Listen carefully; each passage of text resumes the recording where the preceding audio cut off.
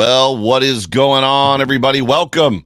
Welcome, everybody, into the Overreaction Buffalo Sports Show, brought to you by the Market Dominator on the Buffalo Rumblings Vidcast Network. My name is Joe Miller, and you can find me on Twitter at Joe Miller Wired. You can also find my content on Facebook and Instagram. Overreaction Buff, I think, are the handles. I also have an Twitter handle for Overreaction Buffalo, which is Overreaction Buff, that is ran by the awesome Trish Patel, and she goes by Savage Trish. But I would love for you to follow me on all of those areas or all of those places. I love interaction. I love hanging out with Bills Mafia and talking Buffalo Bills with you guys. Please do me a favor. Please like, please subscribe. Whatever platform you are consuming this content on, whether live with me right now or in podcast form, the couple thousand of you that will listen to this in podcast form during the week, during Victory Monday and Victory Tuesday and Victory Wednesday. Please like, please subscribe. Don't be afraid to leave me a review or rating or anything like that. Also, if you are on YouTube with me live right now, I am Super Chat Live.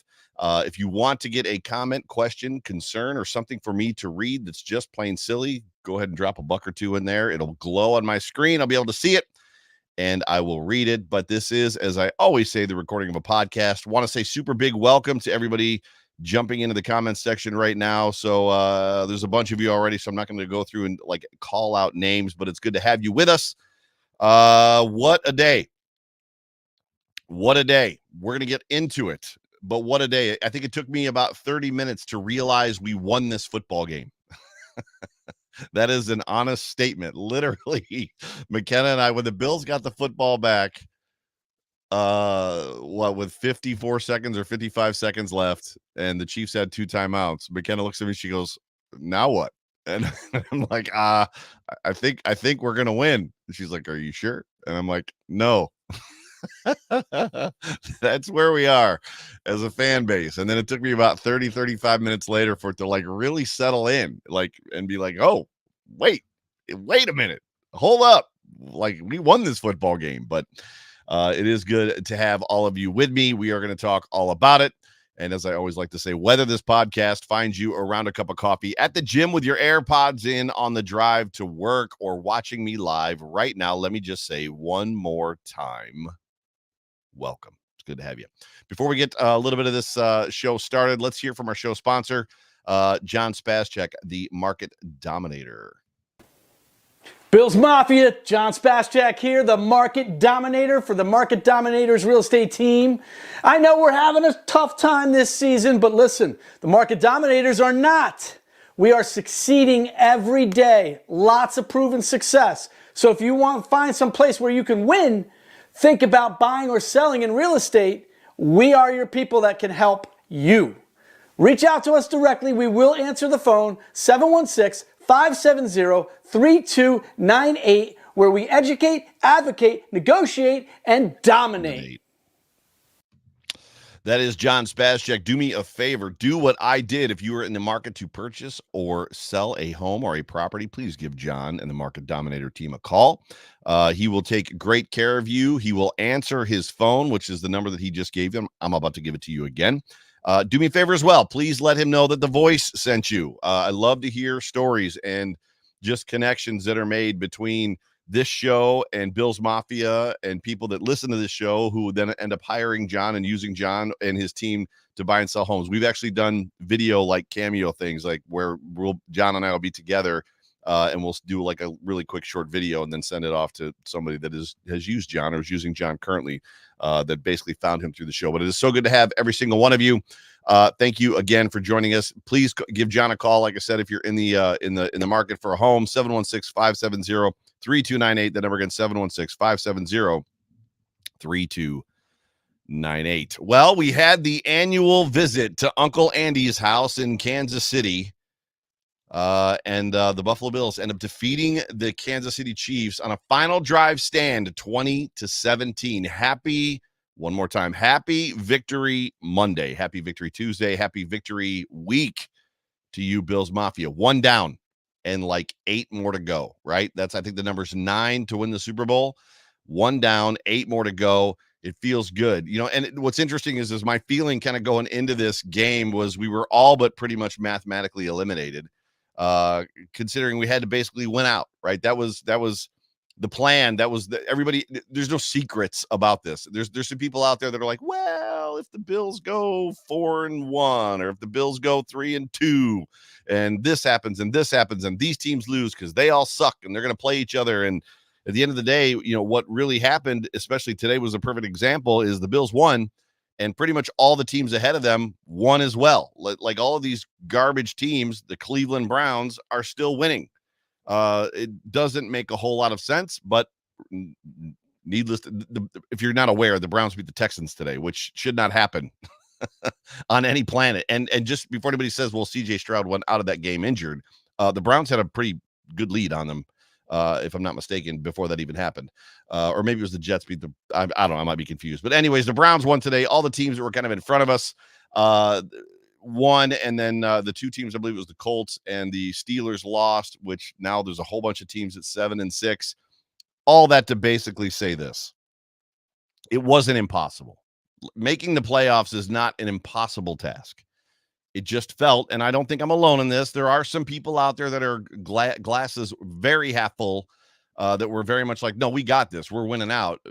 For me, it was improbable, especially after what we've watched this season, the teams that we've lost to, the way that we've lost certain games to certain teams, the information and the story about Von Miller, then obviously what happened with Sean McDermott. And it just seemed like the walls were closing in around this football team, but resilient they are, and they found a way to win in this football game, especially beating a quarterback in Pat Mahomes, who has never lost back-to-back football games, is my understanding, ever, which is a pretty stout stat as that pertains. But the Buffalo Bills, Sean McDermott, has also never lost a game coming out of the bye. So somewhere in this conversation, a record was going to fall.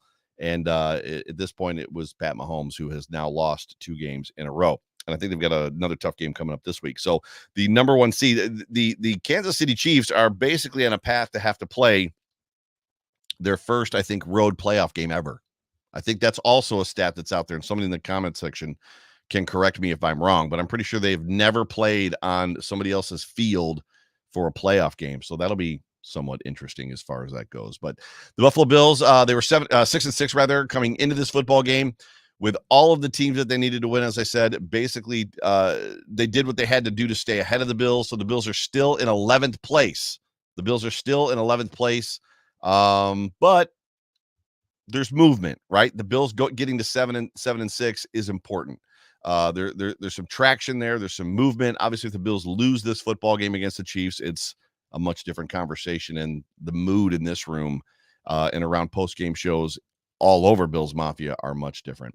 This was, however, an ugly win. I think Josh Allen actually said that to you in his post-game press conference, and I have said many times, they don't ask you how you won. They don't ever say, did you score 7 touchdowns? Did you score a field goal? Like, what was it like? Did you almost win, or did you throttle the team? Did you have to come from behind? How did you win? Did the other teams, like starting quarterback and offensive line, all go out and in? No, they don't ask you anything. They just say, did you get the dub? And the Buffalo Bills, with a resounding yes, are leaving Kansas City with a W. Big dubs out of Kansas City for the Buffalo Bills. And more interestingly than that, Josh Allen, I've harped on this a lot. It's kind of caught a little bit of traction amongst some other content creators as well as Bills Mafia. Josh Allen left the football field once again in this game on a final drive for his team with the lead. He left the field a winner with the lead. Only this time, he got to walk to the locker room a winner as well. And I'll be honest with you, that's what it feels like. This is what it feels, the disbelief, right, that we have. That is kind of how it feels like. And then the overwhelming sensation of relief. This is what it feels like when your defense holds and makes a game-winning stop on a final drive for their opponent, which is, the Chiefs are no slack opponent. They're not the Denver Broncos. They're a very good football team. That's Pat Mahomes over there. I'm pretty much sure all of us were sweating the same bullets, knowing that he had, a minute 56 left to basically go down and get a field goal just to tie the football game. The chances seemed bleak, but the Bills defense was up to the task.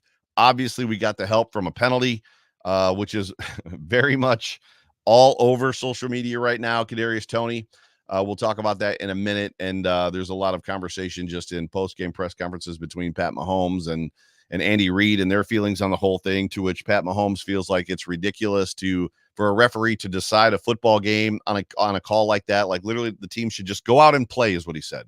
Let us go out and play, and we'll let the score decide at the end. And it's like, Pat, you get the benefit of so many calls. You get the benefit of so many penalties. You get the benefit of pretty much, I can't imagine what the actual statistic is between calls for the Chiefs versus calls against the Chiefs. It's especially ticky-tack calls. And what you want to do is just go out there and play football against a team like the Bills. In this game alone, the amount of holding penalties that didn't get called on your offensive line is a little bit ridiculous compared to the ones that got called against the Bills. So Pat Mahomes is all up in his feelings about this football game, claiming that they normally get warnings, and Andy Reid said that. And apparently what the warning is the wide receiver checks with the ref or the line judge. Am I good? Line judge says yes or no.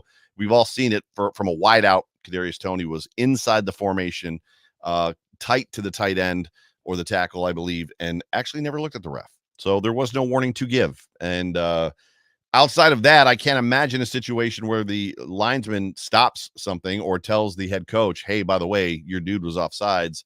Next time I'm going to flag him, so make sure he knows. If that's happening, that's a different conversation altogether. However, this was an ugly win. The Buffalo Bills pull it out, and this is a win in my feeling, or in my thoughts, that they can learn from.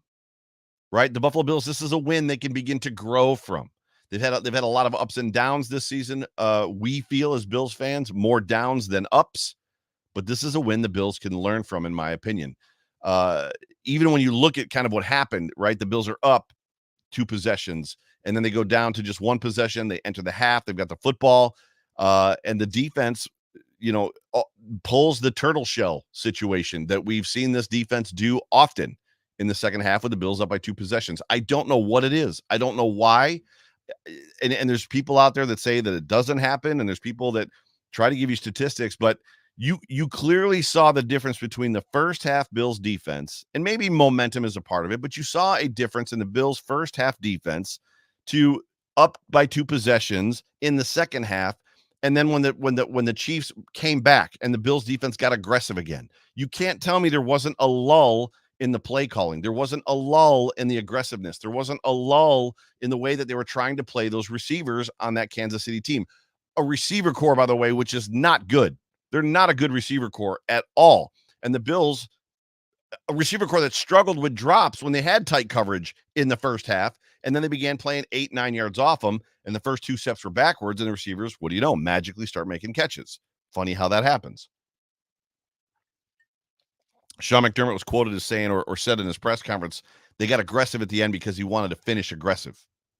And my only thought is, well, what happened in the middle of the game when you were up by 2 possessions? Did you think you were just going to coast? It is what it is.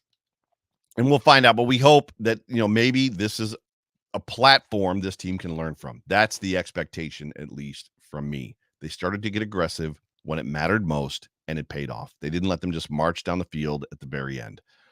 However, as I said already, stated, the Bills are still currently in 11th place in the AFC. In the AFC standings, if the season ended today, the Bills are in 11th place. I know what you're thinking, but they won, and some teams lost. It doesn't matter. They've got such a poor conference record that even with 5 teams tied at 7-6, teams with the names like the Colts, the Steelers, the Browns, garbage football teams, they're in 11th place. They're at the bottom of that 7-6 stack. 5 teams log jammed, 7-6. However, the Buffalo Bills just do their job. The Buffalo Bills just keep winning. That dam will eventually break, but they've got to keep on winning. There's no way, because some of these teams do play each other, and the Bills potentially have the luxury of not having to play against any of those teams. But those teams are going to effectively consume themselves or cannibalize themselves. If the Bills keep winning, those teams are going to have to lose at some point, at least to each other, which gives the Bills a window. But they've got to keep winning. They're not mathematically out of it. They'll be mathematically in it for a while. However, they've got to win. Every week they got to win. And the next up is the Cowboys game this week in Buffalo, which I'm super, super excited about. But this football game, as we kind of get into it real quick.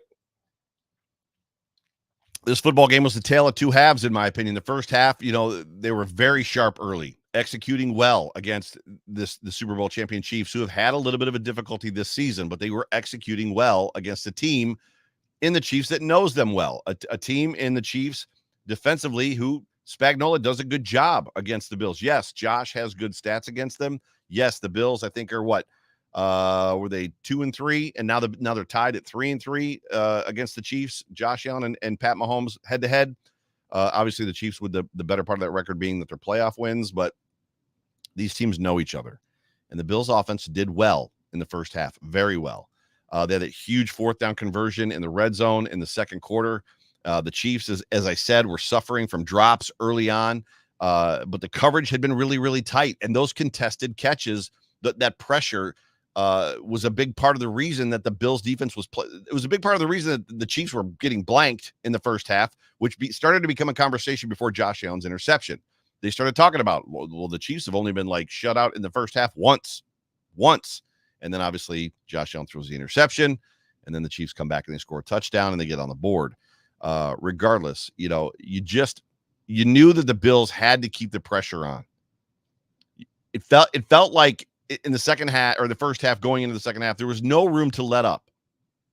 There was no room. There's no room at this point in time for the season. 7-6, 11th place, bottom of the stack of 5, 11, and 6 teams, just to make a wild card.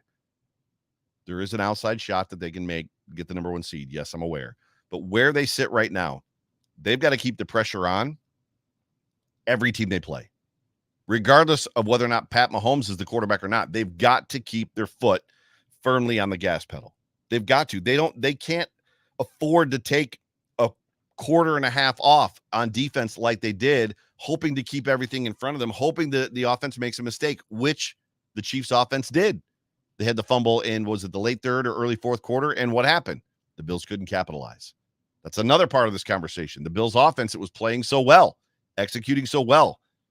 After that interception, they just basically went to hell in a handbasket. They, for some reason, they couldn't get guys open. The offensive line was struggling. We'll talk more about that in a second. I still want to stick kind of in the first half. But the Bills needed to keep pressure on. You felt that kind of going into that second half. But that pick kind of unraveled everything, right? Josh Allen seemed like he was pressing. I know what he says every time. That's one that I can't throw. You can't make that throw there. It's one that I'd like to have back. Well, how many times can you say that you can't make that throw there?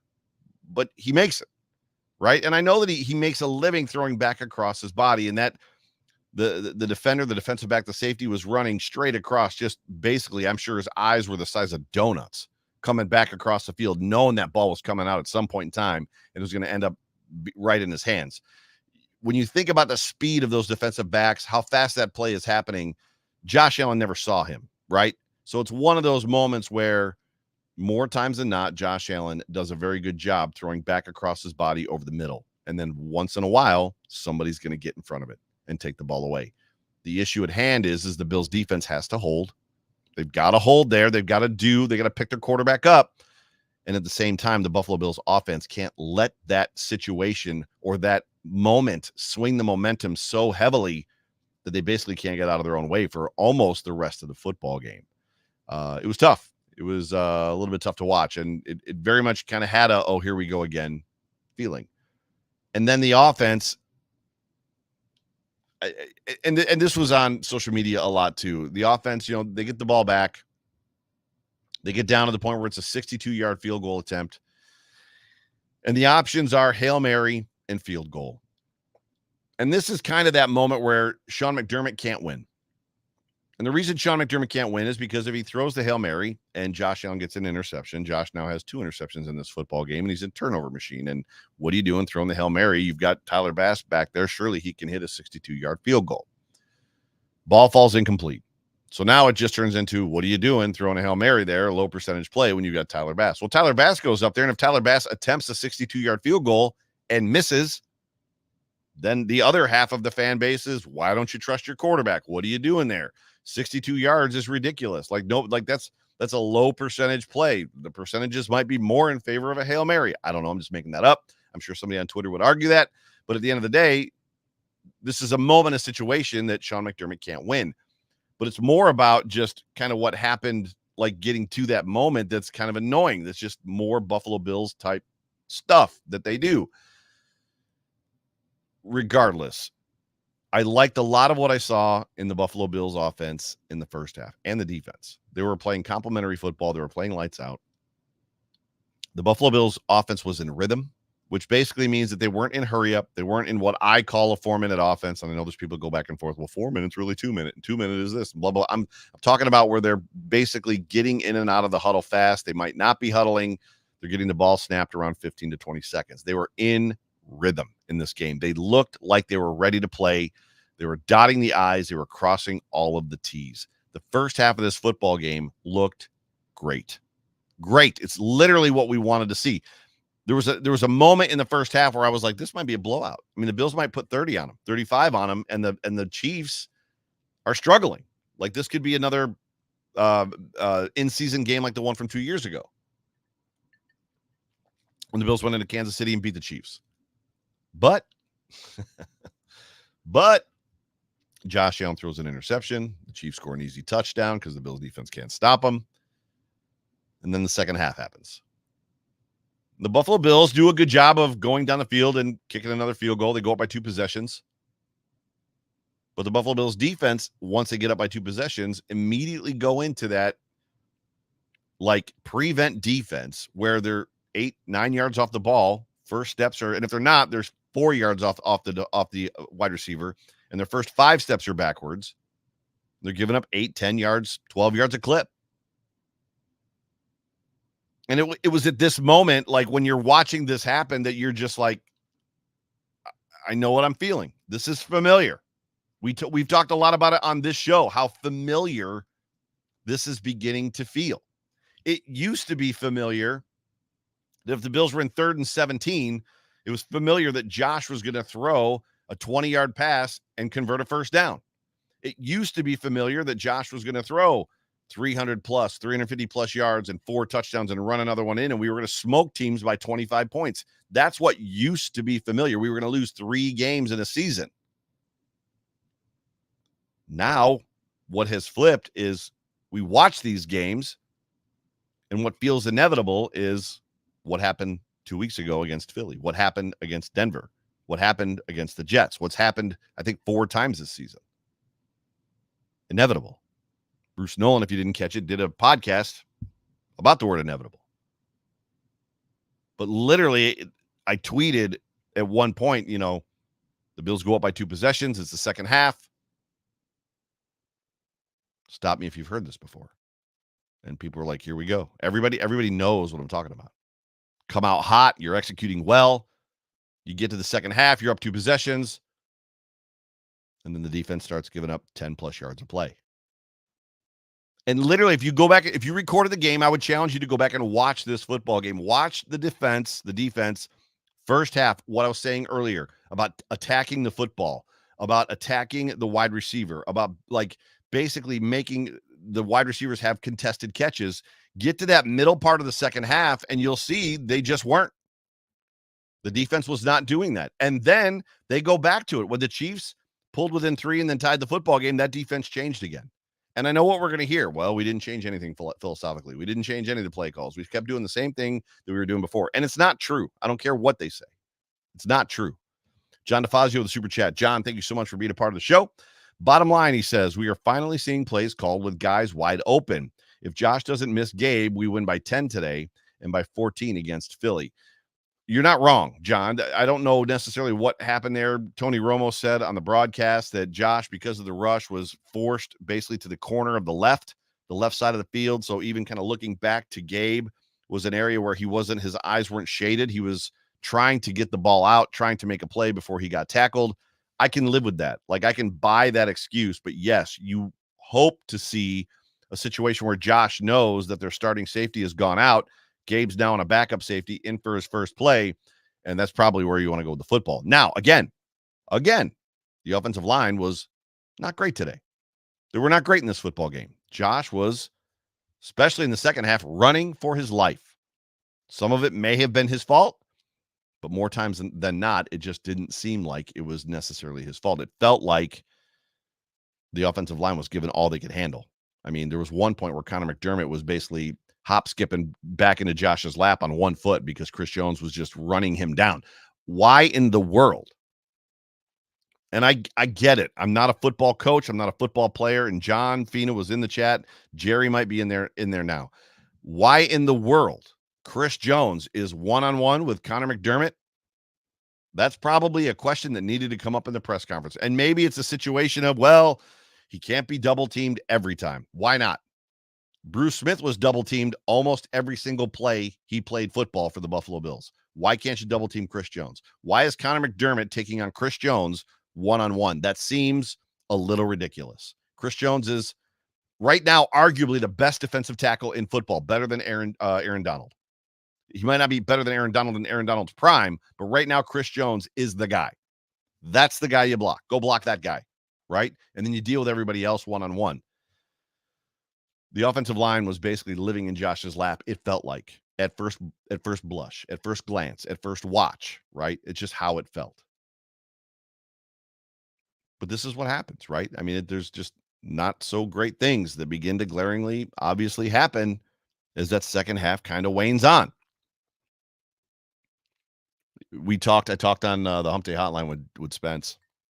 We made a joke about Wanye, their rookie offensive tackle, who's making his first offensive start. That you see situations where the Bills have like stars on the defensive line, like superstars, and it's like, oh, they're going to start a rookie offensive tackle like on the left side, and like the Bills defensive line should eat, like we're talking 5, 6, 7 sacks. And then I basically said to Spence, I was like, that's not going to happen, right? Like, that's not what's going to happen. And we laughed about it because it just seems to be kind of what happens. And true to form, and I know there was some pressure, but in this game, the Buffalo Bills got one sack. One sack. The Buffalo Bills defensive line, and I know that they made their share of plays. I know that there were some tipped balls. I know that A.J. Epinesa had an interception. I know that Vaughn got close. Why Vaughn is even in a football game, put the other stuff aside. Why he's in the game in under 2-minute situations is beyond me.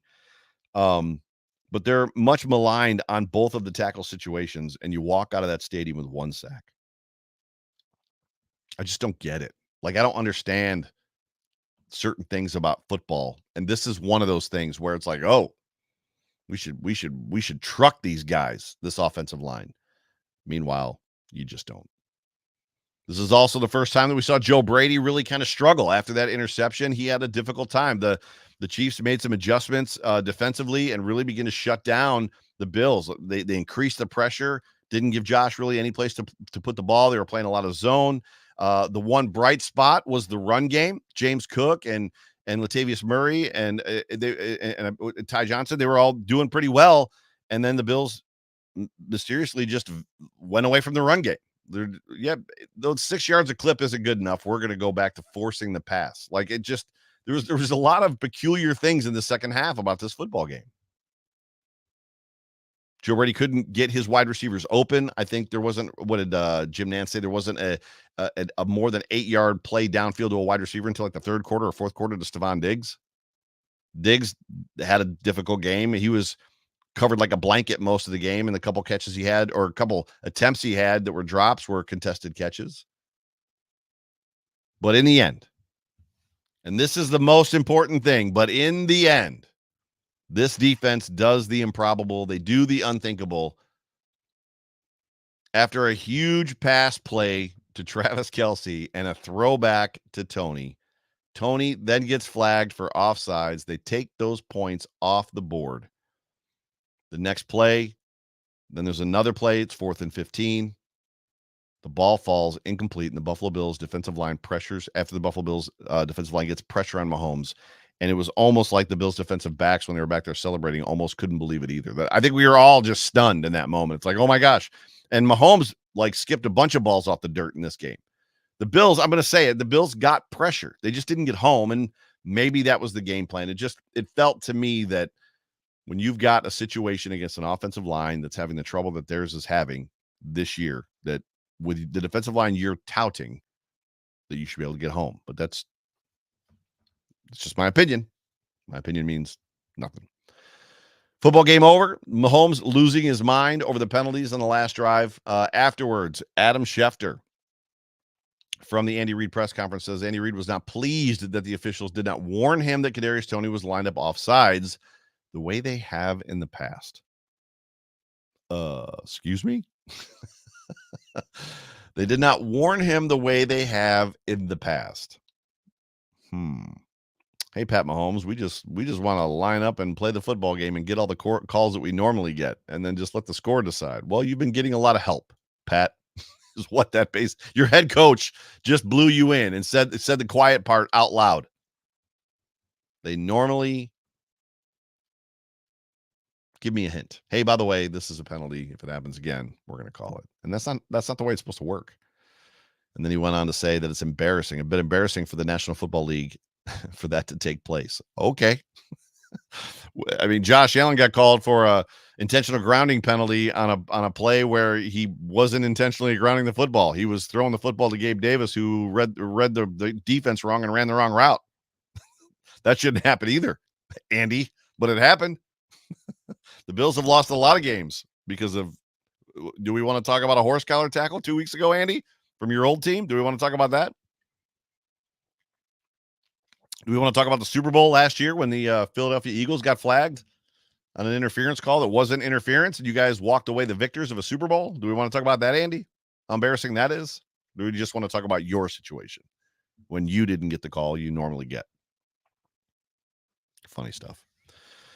Oh, geez. I'm going to move on. I wanted to kind of talk about the last drive for the Bills. It was somewhat of a hot topic on social media.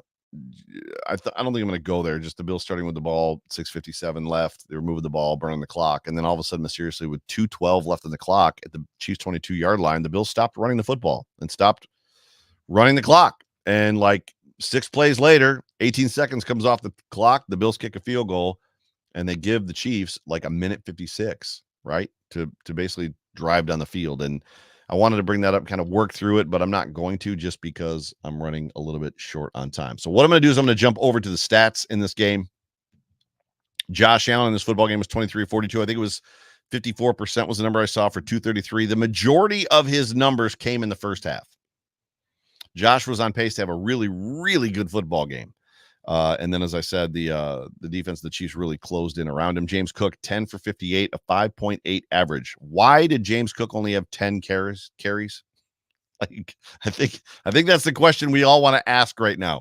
And I don't remember him having, like, he didn't break off a 25-yarder or a 30-yarder. He had 10 carries for 58 yards and was pretty much averaging 5.8 a carry. 10 carries. And I know that they try to sprinkle some guys in there too. Josh had 10 runs for 32 yards. He got stuck up the middle a couple times. Ty Johnson, 5 for 19. Latavius Murray, 3 for 9. I like that they spread it around. I appreciate the fact that there's 28 attempts in here, rushing attempts, and that, there's 42 pass attempts. But I appreciate the amount of attempts. But I probably am at the point where, as much as I like Ty Johnson and I like Latavius Murray, give me James Cook until James Cook isn't effective, and then sprinkle in the other guys to kind of throw the defense off balance. But it is what it is. James Cook led the way receiving, 5 receptions for 83 yards with the touchdown. He actually ran that same wheel route that he dropped on in the Eagles game and caught it. It was a great catch for a long gain. Dawson Knox was second, 3 for 36. This is crazy, these numbers. There was a lot of receivers, 1, 2, 3, 4, 5, 6, 7, 8, 9 receivers, 10 targeted, 9 caught balls, but the numbers were not great as far as that goes. Stephon Diggs, 4 catches for 24 yards. Dalton Kincaid, who still is just incredibly impressive to watch catch a football. That dude is just talented, super duper talented. Team stats, the Buffalo Bills, total yards, 327, got outgained by the Chiefs. What looks to be about 19 yards. They had 346, passing yards, 209 to 264, rushing yards, 118 to 82, which we knew coming into this game that the Chiefs could be had on the ground. They are 28th, I think, or 29th in the league against the run. Yards per play, the Buffalo Bills were 4.5 and the Chiefs were 5.6. The Bills had 21 first downs. They were 6 of 15 third downs. They were 1 for 1 on fourth down. We talked about it. 73 total plays for the Buffalo Bills, 62 for the Chiefs. The Bills gave up 3 sacks in this game. 3 3 sacks. And it wasn't a situation where they were trying to come from behind. 3 sacks to 1 in a game where they had the lead for the majority of the game. Just weird. Just weird. 4 punts, 4 penalties. A lot of those came in the second half. I think 3 of them came in the second half, but it is what it is. Time of possession, 35 minutes to the Bills, 24 minutes to the Chiefs. Now, what we're going to do is we're going to give you the Dude Awards, and then I'm going to read your tweets. So for those of you that are newer to the show, newer to the program, a lot of people do arrow up, stuff like that. Arrow down, I do the Dude Awards. So if a guy has a good game, we go, dude, great job. And if they do not have a good game, then it's like, dude, bro, we got to talk. We got to talk, bro. Dude Awards. My first good up, thumbs up Dude Award goes to James Cook. James Cook is just, since that last fumble he had, has really done a very good job of just kind of like showing out, specifically running the ball. I know he had that big drop 2 weeks ago against Philly, but James is, Josh talked about him in the post-game presser. James is just doing a very good job. Second Dude Award, Josh Allen, I thought played a pretty good game. You know, Josh played inside of himself. The interception he threw was not great, but you know, that's the stuff you're going to get from a guy that is capable of throwing the ball back across his body across the middle, and it's going to get intercepted 1 out of every 29 play, or 1 out of every 30. So 29 out of 30 times he's going to complete that pass. Then the one time it's going to get intercepted. So it is what it is. And then I thought, believe it or not, Sam Martin. Yes, I'm giving a Dude Award to the punter, who has not had a great season. I thought Sam Martin had a really good game kicking the football. My bad dude awards, dude, bro. We got to talk. The whole entire offensive line. If they weren't struggling with blocking, they were getting penalized for things. There's a couple penalties on them that weren't, in my opinion, penalties. A couple holds, one on Spencer Brown, and then there's one on Dion too. Like another situation where Dion got his hands on the defensive end, and John and I talked about it 2 weeks ago because a similar play was called against the Eagles or against the Bills during the Eagles game. And the defender looked like he tripped and just fell down, and they flagged Deion Dawkins for it, which was a little crazy. Second down Dude Award goes to Joe Brady. Again, just throwing it out there. You know, we finally got to see a little bit of a Joe Brady, maybe a little bit human, struggling a little bit against the defense that had adjusted to what he was trying to accomplish. And then, you know what? The Bills wide receivers, they've got to be able to get open. You've seen this team before. You know their corners. You know effectively, you know, what their defensive backfield looks like. You know what you're going to get from Chris Jones. There's no real big secrets in this football team, in this Chiefs team for the Bills. Like, you've had success against them in the past. Go out there and do your job is basically where I'm at on that.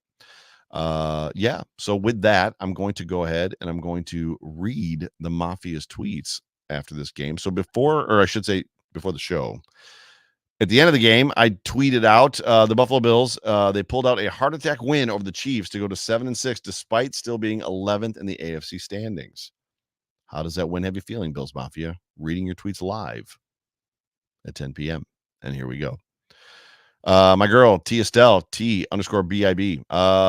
What you got? The attempt to hijack the fans with a personal attack on the head coach was a fail. The player stood with him. Now let's talk about Diggs. What the hell? The drops are crazy. You're definitely not wrong. My guy, Robbie Snyder. Great team win by the Bills. # Go Bills. Hi, Joe Miller. Hi, Robbie. How are you, buddy? Karen, # Let's Go Buffalo. Sweaty hands? Check. Heart palpitations? Check. Pacing the room? Check. Yep, just another game for the Buffalo Bills.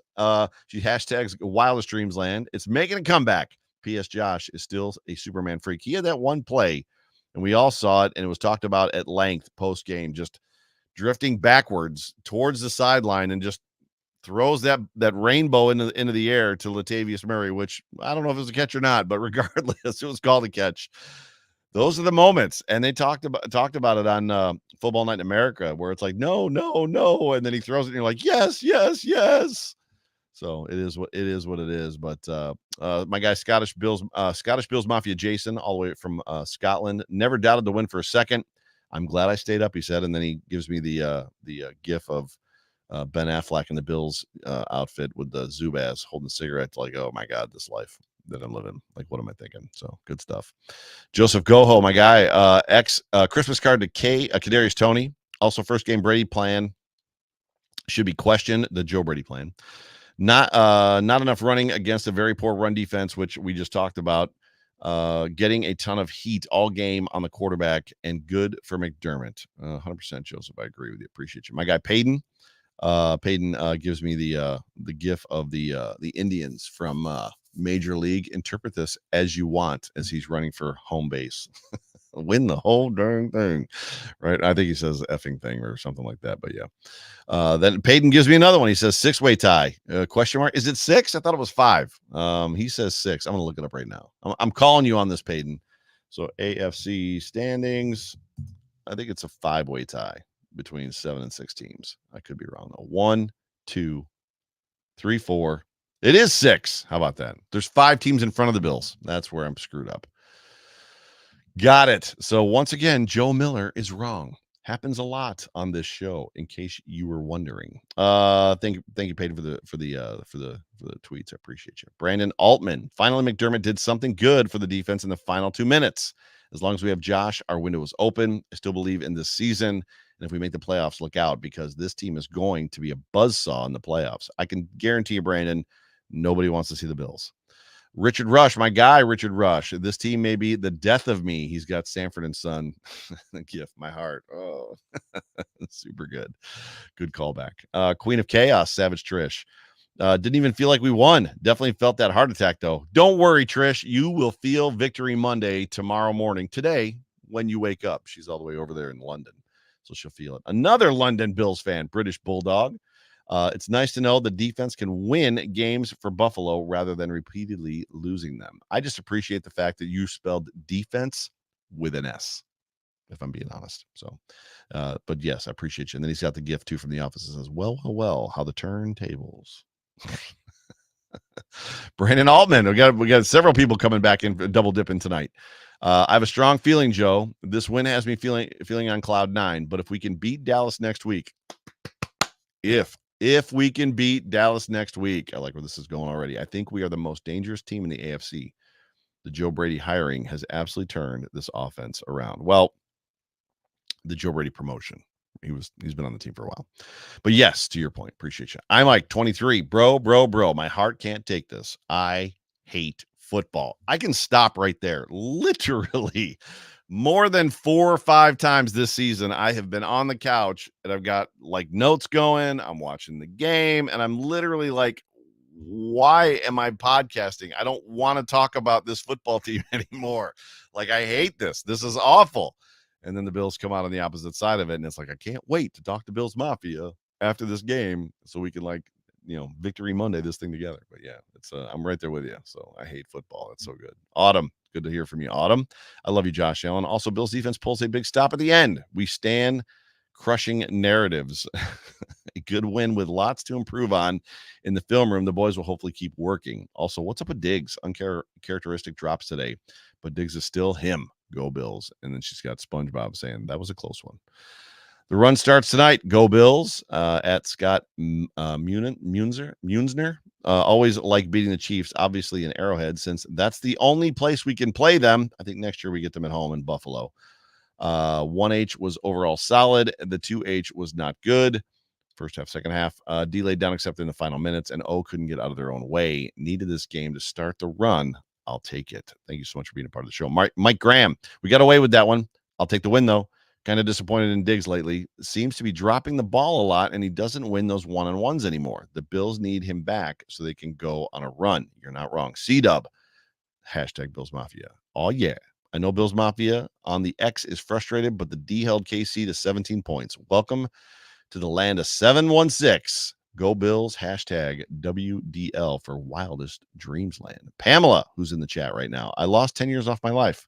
Don't worry, Pamela. You're still beautiful. Darcy Kinesi.